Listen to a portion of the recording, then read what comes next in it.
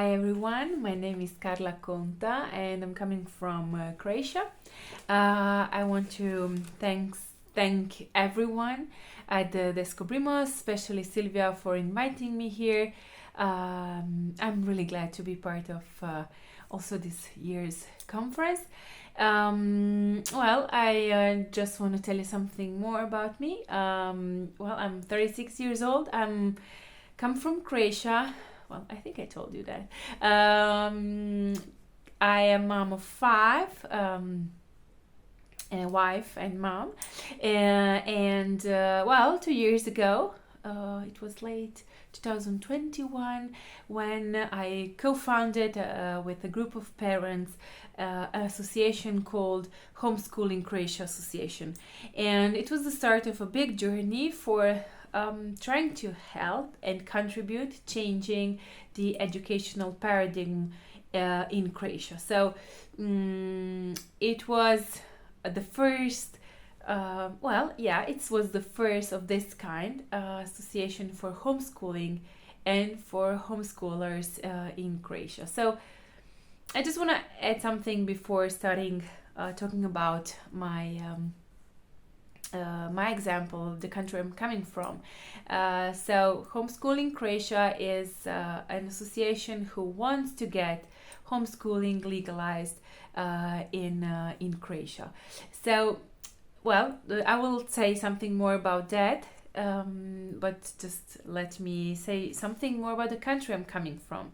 So, you probably all know Croatia is a small, rather small, I would say, country for I think less of 4 million, some less, 4 million people, and it's a post-socialist country. So when we are speaking about the educational, let's say, paradigm or educational system in Croatia, you have to think of a system that was for so many decades was very much, not very much, it was completely state ruled, it was completely public, and it was completely it was tailored for for the socialist man, for making up the socialist man. So there was no pluralism. So what happened in the 90s, Croatia transitioned to a democratic country.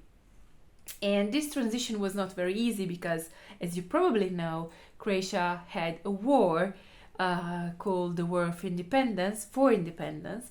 And, when it finally became independent, of course, the educational system changed. But what was something that has happened all these years?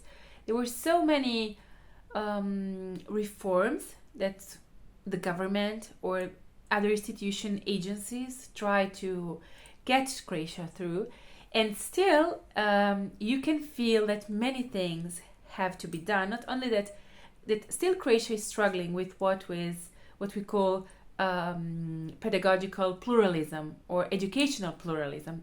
So why I'm telling you about this? Because in 2016, one of the Croatian agencies, which is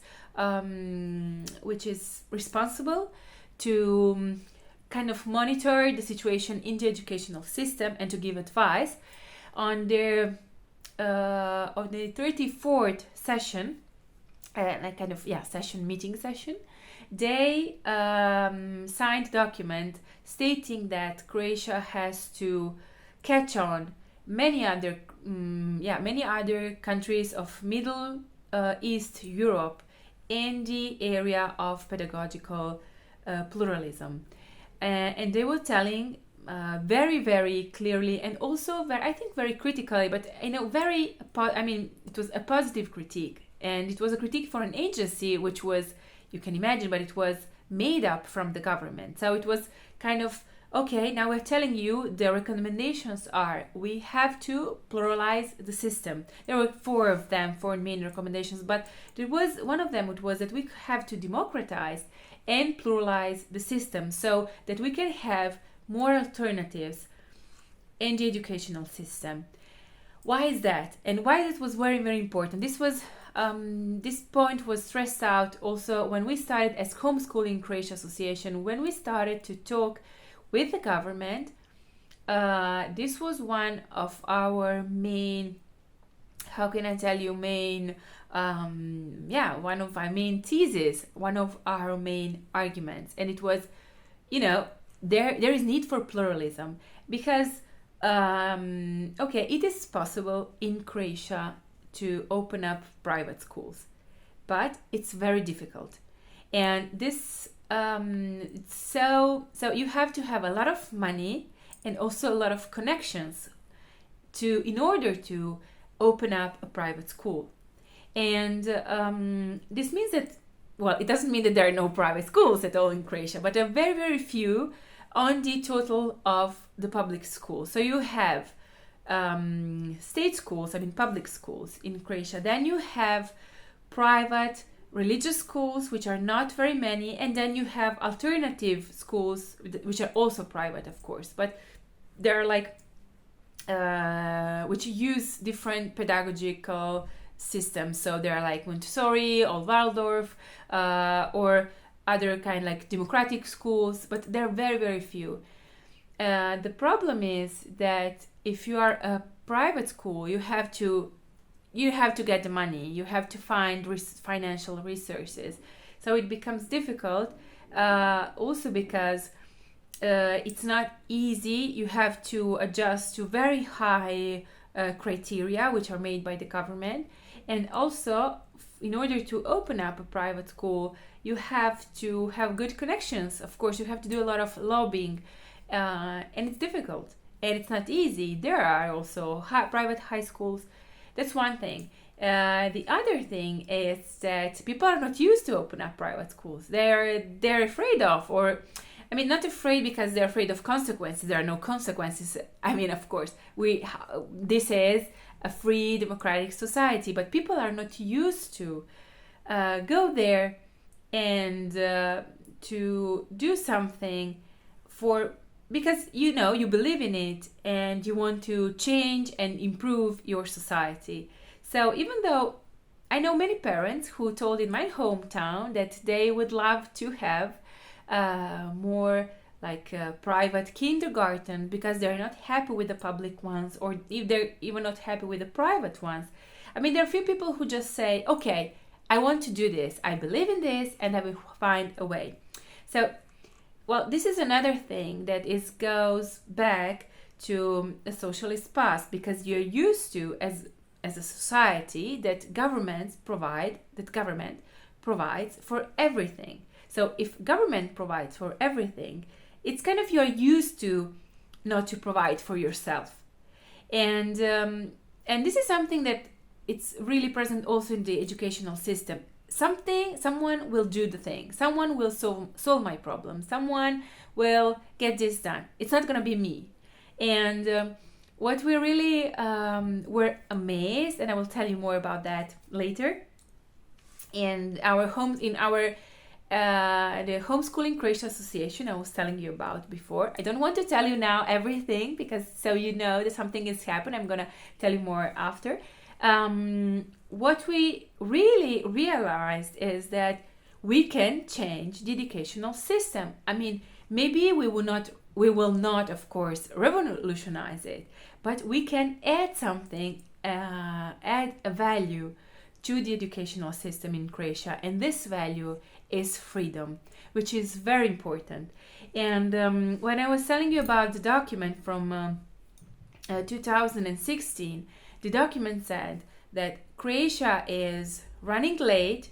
Croatia is running. Do you say running behind? It's like it's missing more pluralistic, more pedagogical freedom, more educational freedom, and pluralism, because it's the fact is that we have few choices. Well, in my hometown, we have two private elementary and middle schools. They're called, they will be the US, what you call the US middle schools. And, well, that's it. And well, parents are, what I see now in the last, I would say, the last 5 years, especially after COVID, more and more, is that there is much parent, I mean, the number of parents who want to be involved in their educational process of their kids, who want to have more educational freedom, who want to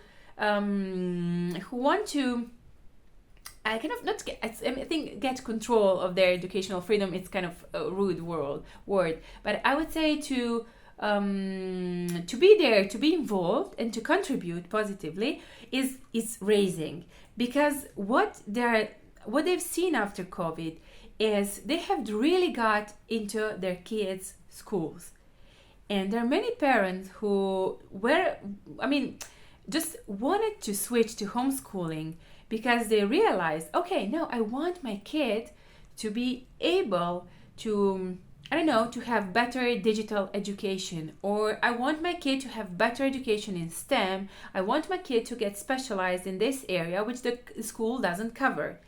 I mean, for example, what is happening in Croatia in the last 1 year, more or less, maybe 2 years, there is this huge trend of small centers, STEM centers, in the country, different kind of labs, workshops, STEM workshop for kids, which are becoming very, very popular. It's something, the most popular thing among parents in Croatia. So, well, not maybe the most popular, but one of the most. So many parents bring their kids to this STEM, Lego, all these kind of activities, because what they see is that their kids will need more and more competencies in these areas, and the school doesn't offer them, or at least they see this as a problem. I see this personally as a problem, and they want to offer their kids a way to, to get the competencies, to be good in the coding, in science, in STEM science, to be good in digital science. So they really are getting involved, and this is what we have on the one hand. On the other hand, what we have is the Ministry of Education and other governmental agencies, which do really see the problem. And what I was also pleased to see that people are worried about the system, and there have been many initiatives. I think this is something common to every European country. I mean, in the last 20 years, there have been continuously efforts to modernize, to update, to reform the educational system. This means for Italy, it means for Spain, this means for France. I mean, you can see, and also other northern countries. The fact is that you see that there is, also teachers see that, everyone sees that something has to be done, that the community is changing, society is changing, economy is changing. And so you need to, and for example, when I remember a talk by Sir Ken Robinson, you probably know him, one of the greatest educator reformators of the 20th century. In his very famous video, Do Schools Kill Creativity? He was telling this thing. I mean, we don't know. I mean, we're now teaching kids that will be on the market and they will search for a job in 20 years. We don't know what will happen in 20 years. We don't know what will happen in 30 years. What kind of competencies will you need? And what kind of soft skills, what kind of knowledge will you need? What kind of adaptability do you need? So the fact is that we're teaching the kids all this stuff. We don't know anything about the future.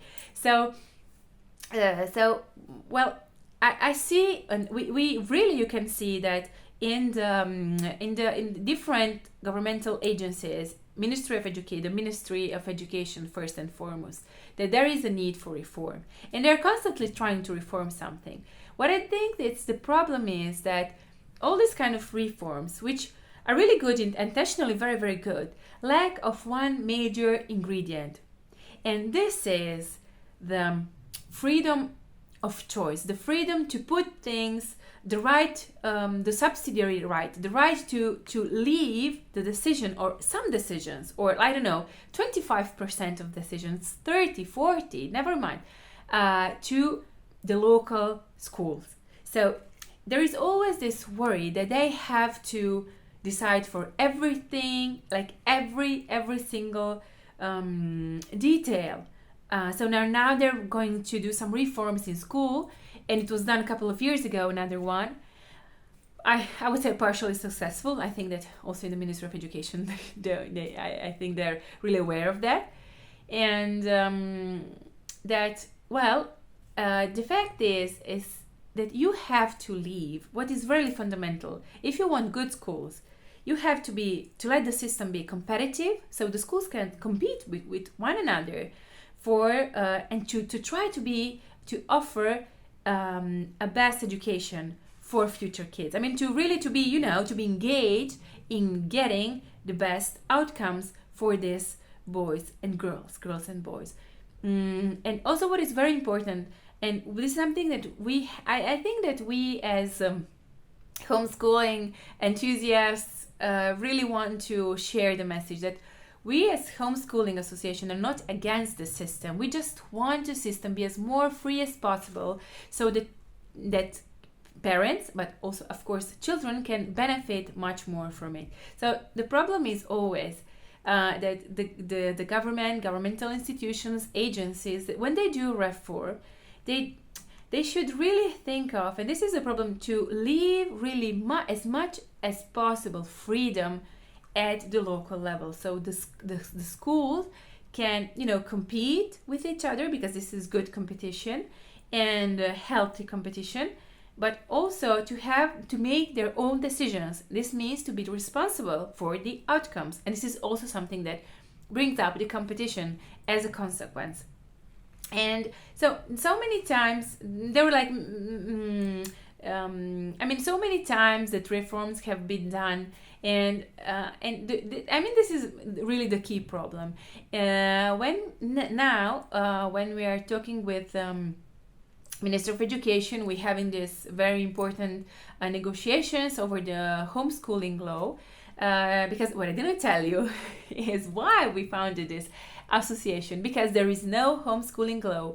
So homeschooling is not permitted in Croatia. It's not forbidden, which is very important. There are some European countries where homeschooling is forbidden, for example in Germany, but here is not forbidden. Simply, it's not regulated. It's not like, it's really not evaluated as a part of the law on and for education. And so what we did, and we were not the first association. I mean, we are the first homeschooling association in this country, but we're not the first group of parents who wanted to have the homeschooling law. The first initiative draws back to 2010, 2011. And our group is a little bit different, because we wanted to get this passed. So we are very much into it, and what we did is trying to gather kind of professional specialists from the educational system. We connected through the HSLDA, through GHEX, in the international network of homeschooling association and homeschoolers, which is very important, so you have this broader sense of the community of homeschooling and of the trends in homeschooling. Then what we did, we studied very well the European homeschooling laws, and we prepared all the documents that our government, our ministry asked us, very much with professionals and in a very professional way. So when they found a problem, we brought the solution, or many times we just brought the solution before the problem was even brought up. So what's happening now, I just want to tell you something really briefly before my talks it's over, is that we are now in the process of negotiating. It seems that our law proposal will get, law proposal on homeschooling will get into the new law in Croatia, but we're still in the negotiation process. And what we're asked now is the last point, is that to find the solution to all possible problems that could happen in this in the homeschooling, in a parent homeschooling their child in Croatia. So I think we're getting very well. We're working so much. We're enthusiastic but also tired, and this is something that is part of the process. To be tired because you believe in something and you work for something. There are so many people. We have we have around 15 persons on the team.